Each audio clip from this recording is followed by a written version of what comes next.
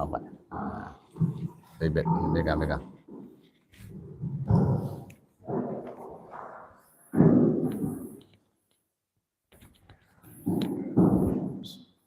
Assalamualaikum warahmatullahi wabarakatuh.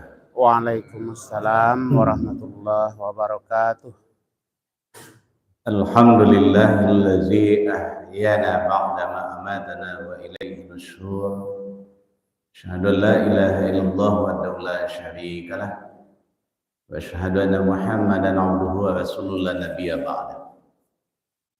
A'udzu billahi minasyaitonir rajim.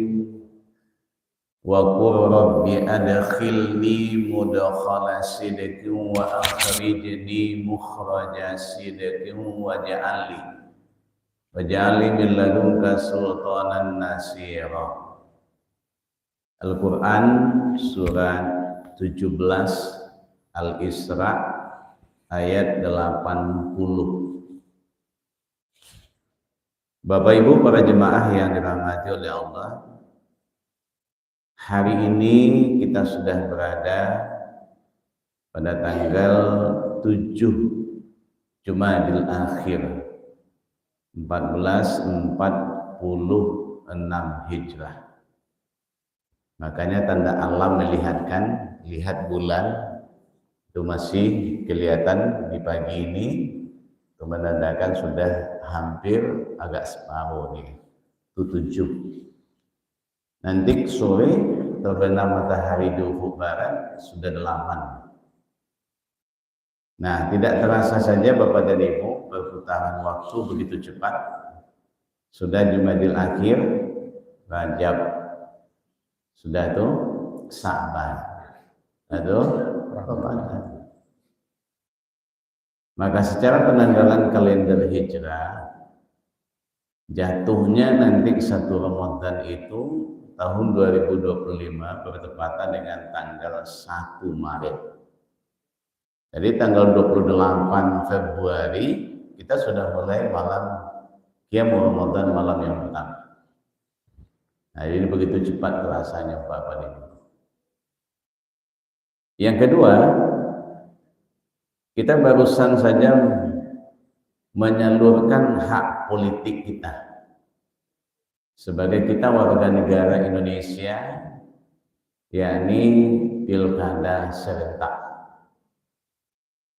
Baik itu pemilihan gubernur dan wakil gubernur, pemilihan bupati dan wakil bupati, wali kota dan wakil wali kota seluruh Indonesia, termasuklah kita di Sumatera Barat. 19 kabupaten kota tambah 1 dengan gubernur, artinya 20 kita di Sumatera Barat ini saja.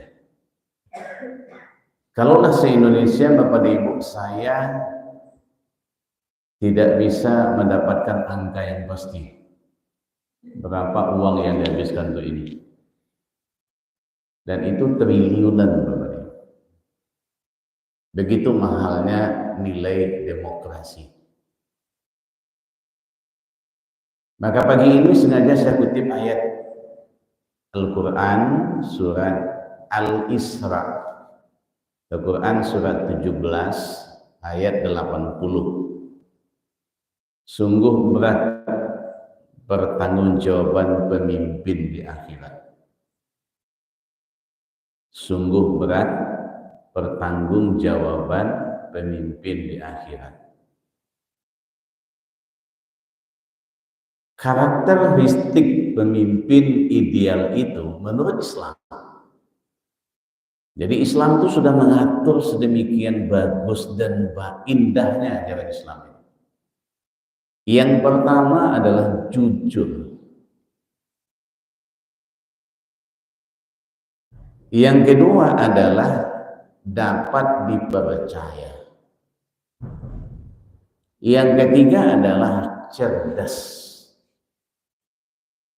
Yang keempat adalah bertanggung jawab. Yang kelima adalah kreatif. Yang keenam adalah rela berkorban. Yang ketujuh adalah mencintai dan dicintai. Jadi ketika bicara dengan persoalan masalah kepemimpinan, kita tidak boleh tabu. Makanya kepemimpinan itu perlu. Bahkan ketika kita berjalan saja bertiga orang ke suatu tempat atau pergi kemana, Rasulullah SAW menganjurkan, pilihlah salah seorang di antara yang bertiga itu yang didahulukan selangkah. Semuanya kita ini adalah pemimpin. Minimal adalah kita pemimpin di rumah tangga. Sang bapak pemimpin di rumah tangga. Sang ibu juga adalah pemimpin di rumah tangga. Suatu ketika nanti akan dimintai pertanggungjawabannya atas kepemimpinan kita ini. Apakah sang bapak itu mengarahkan istri dan anaknya kepada pendidikan agama? Apakah sang ibu itu mendidik anaknya itu dengan baik ataupun tidak? Maka nanti akan dimintai pertanggungjawaban semua. Maka tadi ayat yang kita kutip tadi Bapak dan Ibu adalah, katakanlah Muhammad, Tuhanku, masukkanlah aku dengan cara masuk yang benar, dan keluarkanlah pula aku dengan cara keluar yang benar, serta berikanlah kepada diriku dari sisi engkau kekuasaan yang menolong agama Allah.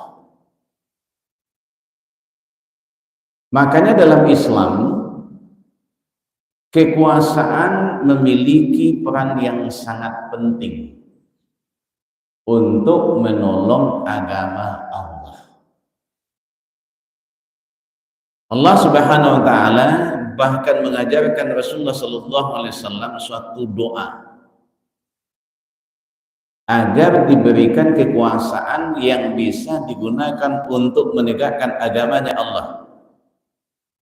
Hal itulah yang termaktub di dalam ayat yang tadi itu. Kenapa ketika itu Allah Subhanahu wa taala mengajarkan kepada Rasulullah sallallahu alaihi wasallam dalam suatu rangkaian doa tadi, wa qur rabbi adkhilni mudkhala sidqin wa akhrijni mukhraja sidqin waj'alni min ladunka sultanan nasira. Bahkan ini Bapak dan Ibu, ayat ini ketika kita adalah sedang tawaf dan kita akan melewati makam Ibrahim, maka ini kita disunnahkan membaca itu doanya. Wa qur rabbi adkhilni mudkhala sidqin wa akhrijni mukhraja sidqin waj'alni min ladunka sultanan nasira wa qul ja'al haqq wa zahaqal batil innal batila kana zahuqa. Itu ketika kita melewati makam Ibrahim. Ketika kita memulai tawaf, ya ini adalah di Hajarul Aswad atau garis coklat yang diberi tanda yang menandakan ada lampu hijau di atas. Nah, kita mulai itu adalah dengan tawaf. Ketika kita mau melewati daripada makam Ibrahim, disunahkan kita baca itu. Bapak Ibu para jemaah yang dirahmati Allah. Namun kalau kita mencoba melihat menurut daripada Imam Ibnu Katsir, Rasulullah SAW menyadari pentingnya kekuasaan untuk menegakkan agama dan memohon kekuasaan agar dapat menolong kitabullah, melaksanakan daripada hukum Allah dan menegakkan Islam. Makanya kalau ada pejabat Islam yang dia diangkat kemudian dia disumpah pakai Quran. Pakai Quran. Maka kalimat sumpah itu Bapak dan Ibu adalah demi Allah. Dalam Quran disebutkan dengan wallah. Itu tidak main-main Bapak dan Ibu. 6.236 ayat, 114 surat, 30 juz. Karena ketika Pak Prabowo dilantik jadi presiden, beliau disumpah dengan pakai Quran. Tapi ketika ada pejabat yang di luar Islam, dia disumpah Bapak dan Ibu bukan pakai Quran. Karena dia angkat tangan seperti ini. Nah, begini. Jadi berhentilah awak selfie-selfie foto di koli gitu. Aku kadang-kadang mau maaf, ibu-ibu baik beralik, kemudian ketika foto di tempat beralik itu berkodak, apa di kolo selfie-selfie, tak sadar mereka. Ini simbol daripada orang di luar Islam. Coba lihat dia kalau dia disumpah. Akhirnya kadang-kadang ini. Kalau bahasa isyarat dalam baca Quran Bapak Ibu, kalau ini adalah tani. Bahasa isyarat. Tapi kalau dia disumpah seperti ini, nah kalau dia begini saja, ini tani. Bahasa isyarat bahasa Quran. Tapi kalau dia sudah seperti ini diangkat, ini adalah ketika seseorang dia jadi pejabat kan, dan diangkat dia jadi pejabat, kemudian dia disumpah diangkat tangan. Begini dia angkat tangan, itu adalah di luar Islam. Nah, kau jangan tiru-tiru sembarang saya Bapak Ibu. Nah, itu yang anak cucu kemenakan awak, selfie-selfie itu gaya. Nah, Bapak Ibu para jemaah yang dirahmati Allah. Nah, apa kata Imam Ibnu Katsir ketika menafsirkan ayat tadi? Ada dua fungsi utama. Jadi ada dua fungsi utama kekuasaan itu dalam Islam. Yang pertama kata Imam Ibnu Katsir itu adalah untuk menegakkan agama Islam. Sebagaimana juga Rasulullah Sallallahu Alaihi Wasallam lakukan ketika beliau itu adalah menjadi kepala negara di Madinah. Maka Rasulullah Sallallahu Alaihi Wasallam itu adalah mengatur negara Madinah itu dengan Islam, dengan syariat Islam. Makanya siapa yang masuk ke dalam Madinah, kota Madinah itu Islam dilindungi, tidak ada diperangi. Orang Yahudi dilindungi. Islam itu rahmatan lil alamin.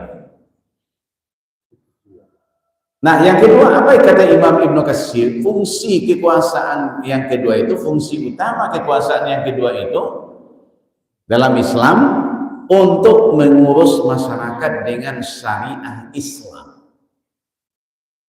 Jadi jangan pula alergi kita Bapak dan Ibu selagi kita orang yang beriman, selagi kita umat adalah umat Islam, alergi pula kita menyebut syariat Islam. Jadi kadang-kadang alergi pula, jangan sabuk-sabuk syariat Islam, awak kok nak negara Islam doh. Memangnya salah? Pertanyaan saya Bapak dan Ibu, memangnya salah kita menyebut syariat Islam? Tak ada salahnya. Kalau kita umat Islam takut pula menyebut syariat Islam, lebih kafir daripada kafir kita. Kita melaksanakan sholat syariat Islam, kita puasa syariat Islam, kita menunaikan haji syariat Islam, kita bayarkan zakat syariat Islam. Tidak ada yang bertentangan dengan ketentuan negara ini. Coba lihat dari salah satu persyaratan 20 persyaratan calon pemimpin itu Bapak Ibu dirumuskan oleh negara dalam konstitusi dicantumkan. Itu yang pertama sekali adalah bertakwa kepada Tuhan Yang Maha Esa. Konsepnya Islam. Luar biasa itu. Coba lihat lagi dalam Undang-Undang Dasar Negara Kesatuan Republik Indonesia pasal 29 ayat 1. Negara berdasar ketuhanan Yang Maha Esa. Tidak diamandemen. Ketika rumusan Pancasila itu menjadi sila pertama, ketuhanan Yang Maha Esa, yang berawal daripada Piagam Jakarta. Sejarah ini tidak diangkat-angkat lagi Bapak Ibu. Tanggal 22 Juni 1945. Apa sila pertama? Ketuhanan Yang Maha Esa, ditambah 7 kata di belakang. Pakai menjalankan syariat Islam. Tapi apa yang tadi kata ketika itu adalah demi negara. Ki Bagus Adikusumo Kasman Singodemejo ketika itu. Beliau yang terlibat juga dalam PPOPKI. Kemudian menjadi adalah PPKI, menjadi 9 orang. Satu yang non muslim ketika itu adalah Mr. A.A. Maramis. Didekatilah 2 orang tokoh ini. Ya, ini adalah Ki Bagus Adikusumo Kasman Singodemejo. Yang pertama yang mendekati itu adalah Mr. Muhammad Yamin. Yang kedua adalah Tengku Muhammad Hasan dari Aceh. Kedua tokoh ini mendekatilah tokoh yang 2 tadi, Pak Kiai, terimalah ini demi negara. Maka menjadilah sila yang pertama itu menjadi ketuhanan yang Maha Esa. Konteksnya ketika itu apa? Ki Bagus Adikusumo Kasman Singodemejo menyatakan bahwasanya itu Islam, tauhid. Maka benar apa yang dikatakan oleh Alam Saharatul Perwira Negara dan Letnan Jenderal Pangkat beliau, Pancasila itu sumbangsih terbesar umat Islam. Maka kalau ada orang yang mengatakan bahwasanya Islam itu bertentangan dengan Pancasila, tidak mengerti dia itu namanya. Saya mohon maaf Bapak Ibu, saya tersinggung itu. Kalau dikatakan ada Islam yang bertentangan dengan itu adalah Pancasila, tidak mengerti dia dengan Pancasila. Sejarah yang seperti ini dihilangkan. Bagaimana tidak dibaca lagi oleh generasi muda? Padahal jelas itu konsepnya Islam. Jadi ketika kita menyebut syariat Islam, jangan alergi. Karena kekuasaan yang digunakan dengan syariah itu akan menjamin bahwa semua warga, baik dia adalah muslim maupun adalah non-muslim, akan terurus dan terlindungi dengan baik tanpa ada penindasan daripada pihak yang kuat terhadap yang lemah. Tidak ada penindasan. Islam itu rahmatan lil alamin. Dan itu betul yang diajarkan konsep yang seperti itu kepada Rasulullah SAW oleh Allah. Tercantumlah di dalam Al-Quran. yakni Quran surat 3 Ali Imran ayat 159. Wa bima rahmatin minallahi lintalahum walau kunta fazzan ghalidhal qalbi lanfaddu min hawlik fa'fu anhum wastaghfir lahum wasawirhum fil amr فَإِذَا عَزَمْتَ فَتَوَكَّلْ عَلَى اللَّهِ إِنَّ اللَّهَ يُحِبُّ الْمُتَوَكِّلِينَ. Begitu konsep Islam. Dan Allah mengajarkan kepada Rasulullah SAW itu supaya ada kalimatnya adalah lintalahu, lemah lembut. Tidak ada Islam itu kasar. Lemah lembut. Lemah lembut itu bukan berarti adalah sikap lemah. Tapi adalah sikap lemah lembut itu punya prinsip. Tidak mudah diintimidasi, tidak mudah didikte. Itu namanya adalah lintalahu. Yang kedua ada kalimat fazzon. Fazzon itu adalah tidak bengis, tidak kasar. Seandainya itu adalah pemimpin itu kasar, seandainya pemimpin itu adalah bengis, dia akan menghindar dari kita. Pemimpin itu akan dihargai ketika hanya berkuasa. Selesai berkuasa, tidak ada lagi dihargai. Kemudian yang ketiga, fa'fu anhum wastaghfir lahum. Coba bayangkan Bapak dan Ibu. Maafkanlah mereka dan mohonkanlah ampunan untuk mereka. Maka Rasulullah SAW itu dalam memimpin tidak pernah dendam. Ketika Rasulullah SAW itu adalah berdakwah ke Taif, beliau dilempari dengan batu sampai berlumuran darah. Kemudian datanglah malaikat Jibril, wahai Rasulullah, saya ini diutus oleh Allah adalah untuk menolong engkau. Ini bukit ini sudah siap dibalikan untuk menghancurkan daripada masyarakat Taif. Kata Rasulullah, jangan. Dia adalah bagian daripada umatku yang belum tersentuh dengan dakwahku. Ketika beliau adalah dianiaya adalah masyarakat Quraisy ketika berada di Mekah. Kemudian mau kembali lagi adalah ke Mekah. Apa kata masyarakat Quraisy ketika Rasulullah SAW kembali ke Mekah? Dia akan balas dendam. Ternyata dikumpulkan dalam suatu tempat. Wahai saudaraku sekalian, saudara-saudara sekalian, sudah saya maafkan. Tidak ada Rasulullah balas dendam. Begitu adalah wastaghfir lahum wasawi. Yang keempat, apa yang dicanangkan oleh Allah kepada Rasulullah? Wasawirhum fil amr. Bermusyawarah dalam persoalan masalah muamalah, musyawarah. Yang tidak ada lagi musyawarah itu dengan persoalan ibadah. Kalau ibadah sudah jelas dalilnya, tidak ada lagi musyawarahnya. Akan tetapi kalau persoalan itu masalah muamalah, masalah sosial kemasyarakatan, harus ada musyawarah. Wa amruhum shura bainahum.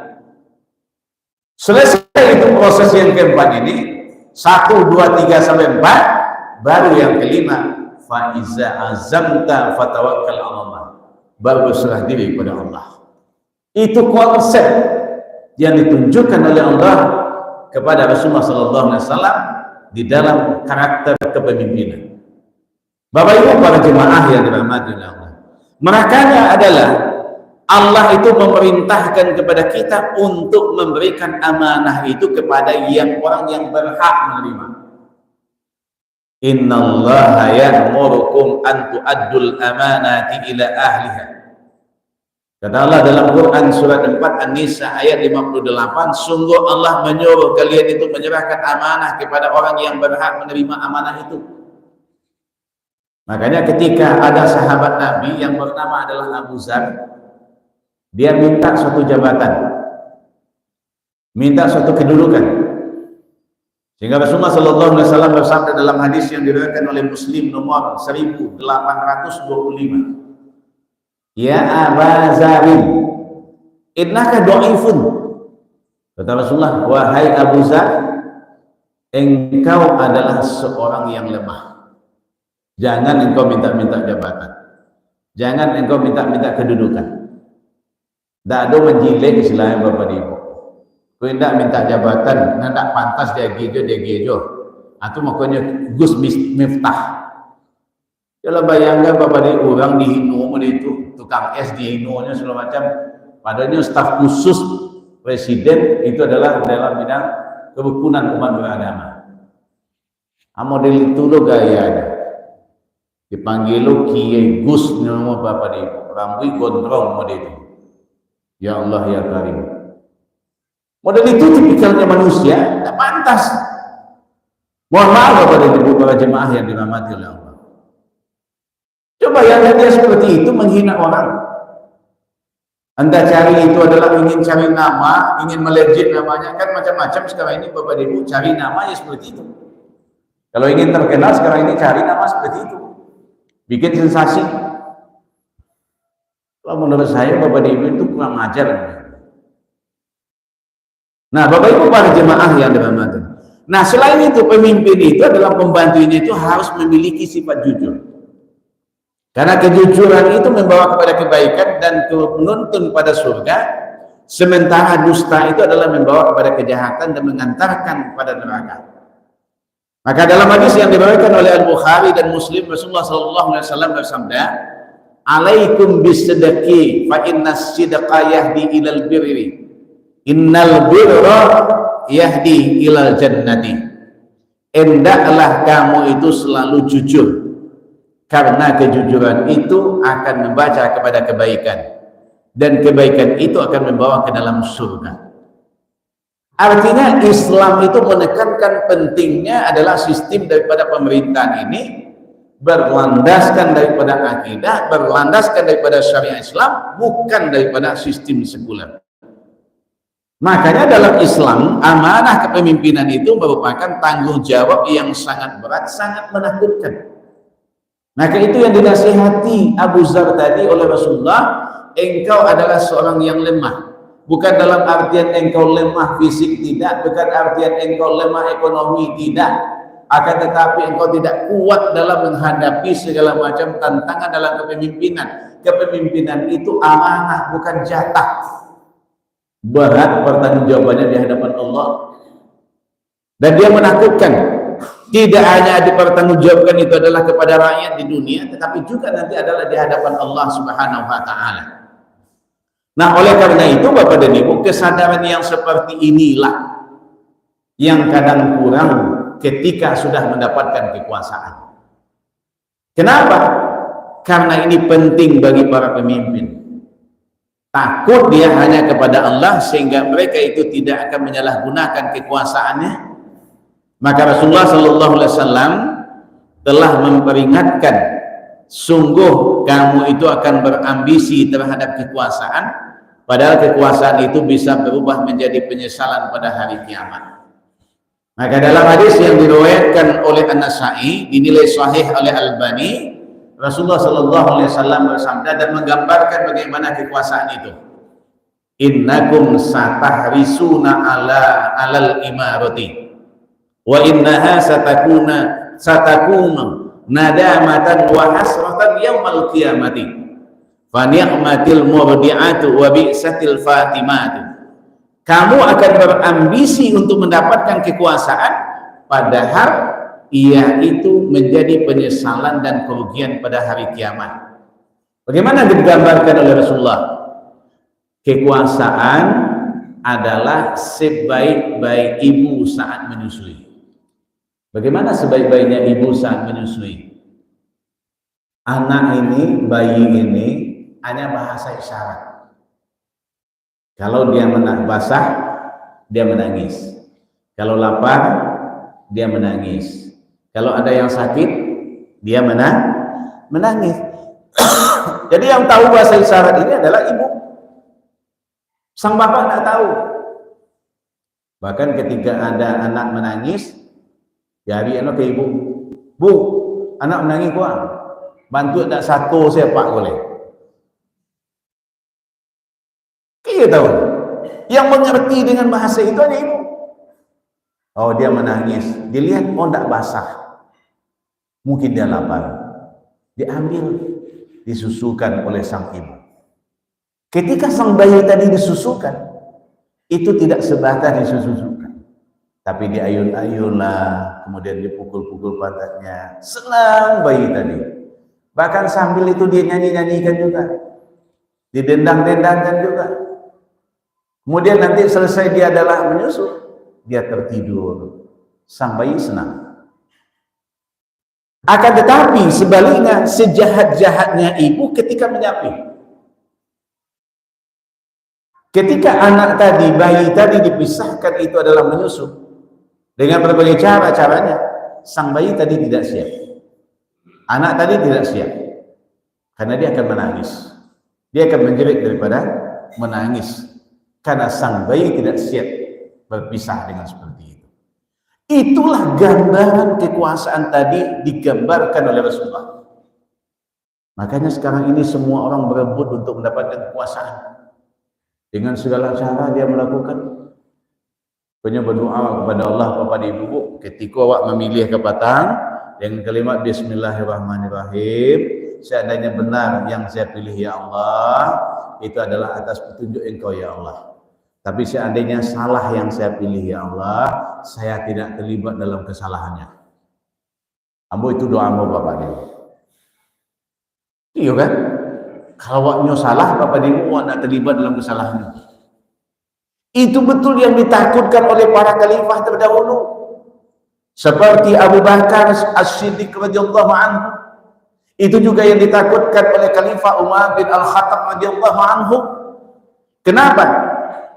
Khawatir Allah akan meminta pertanggungjawabannya. Bahkan ada seekor domba. Seekor domba yang mati di tepi sungai Efrat. Khawatir ketika itu adalah Khalifah Umar bin Al-Khattab radhiyallahu anhu. Kambing sikul matinya Bapak Ibu. Coba bayangkan, khawatir dia akan diminta pertanggungjawabannya.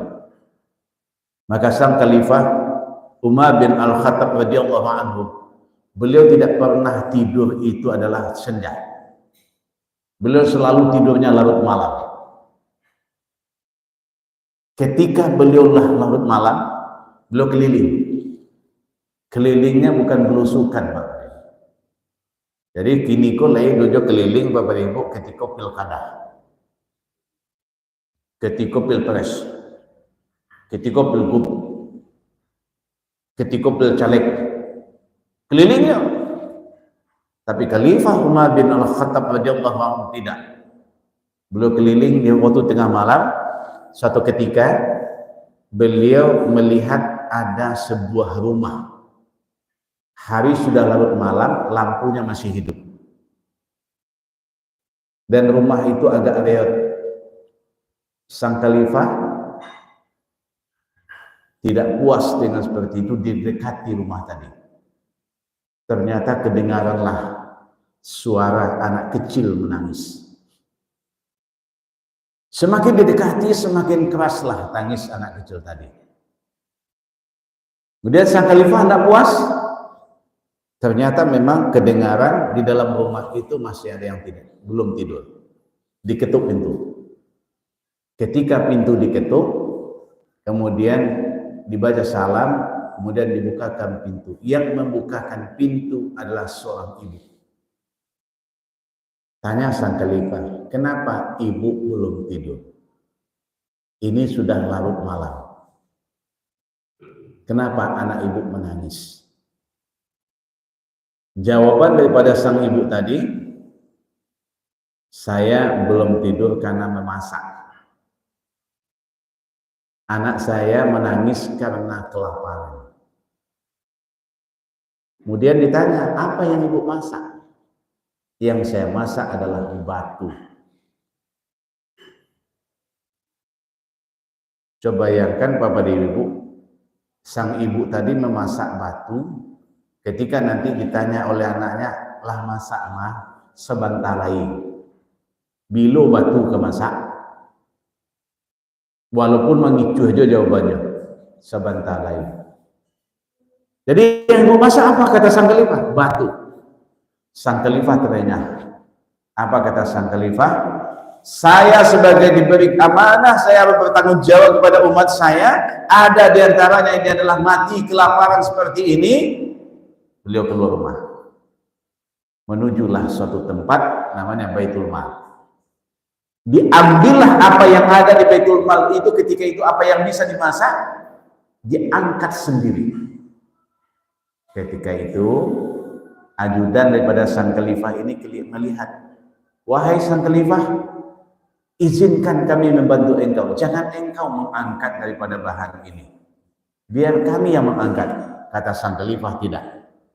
Ini tanggung jawab saya. Kenapa masih ada masyarakat rakyat saya yang mati kelaparan? Saya akan diminta nanti pertanggungjawabannya di hadapan Allah. Lihat dong pemimpin kira-kira itu.